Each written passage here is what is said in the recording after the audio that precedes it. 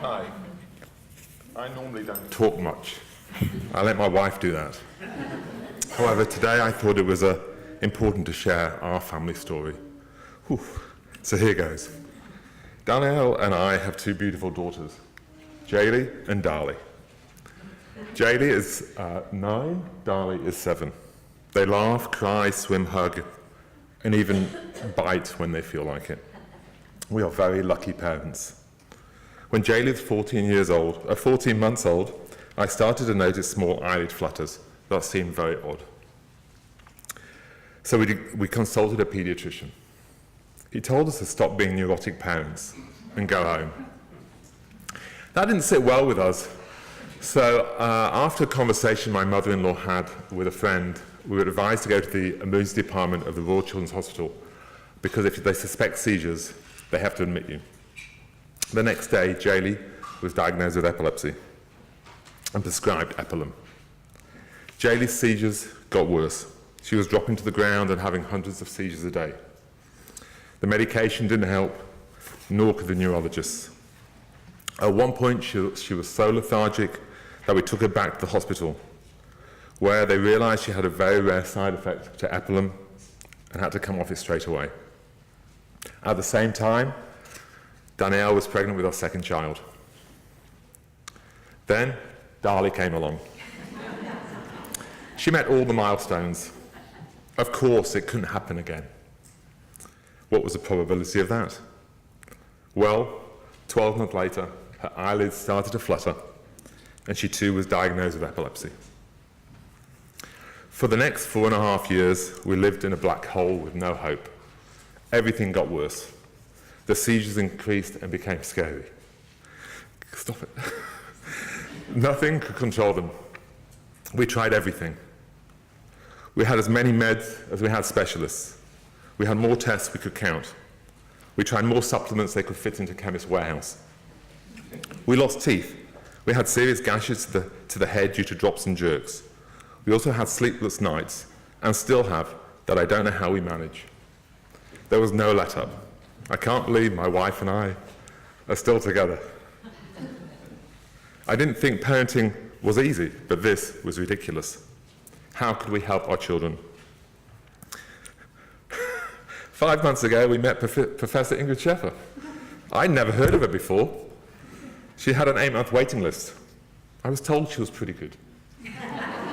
In fact, she's fantastic.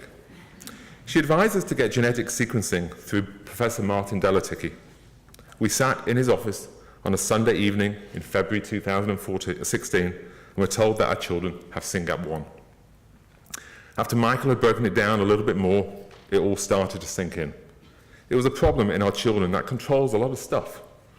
This is why our children have epilepsy, are ataxic, are nonverbal, have insomnia, are incontinent, have autism, etc., etc. Our kids don't have enough of that protein called SYNGAP1. Weirdly, it was as if a light had been switched on. We had a diagnosis. We had a name. This gave us hope. Surely there must be a cure. So what do we do? At the moment, the only way was to try and manage the symptoms. There was no cure. No cure? Are you mad? We had to try and find one. And where awareness and money is all you needed, it couldn't be that hard, could it? We got into the media. Our friends did a walk for SYNGAP. We tried an Instagram campaign. Danielle began to look further afield and find community support around the world. Finally, in 2018, we received a $2 million grant from the federal government to start research into SYNGAP and genetic epilepsy. Research is underway around the world and now right here in the Florida Institute under Steve Petru. I'm inspired by the advancements in medical research and hopefully that this will translate into a tangible difference in all of our lives. I believe there is so much more to come. The future is definitely bright for SYNGAP and all genetic epilepsies. My wife, Danielle, is the absolute Australian advocate, the AAA for SYNGAP. She sits on committees and strives for a global community to help find a cure for SYNGAP and to help support families. She has taken on everything. She is amazing. No wonder she's much more tired than I am. I listen to what my wife does with SYNGAP and I'm amazed. She also works 4 days a week. She's an incredible woman. I love her dearly. So how does it feel to be the dad of 2 SYNGAPians? Well, I love them, but it's not easy. The more I watch my kids grow up, not knowing what will happen, I get a bigger and bigger drive that all I want to do is spend 100% of my time helping them and finding a cure. All I want to do is work in SYNGAP, but I'm not a scientist. So Steve is our knight in shining armor.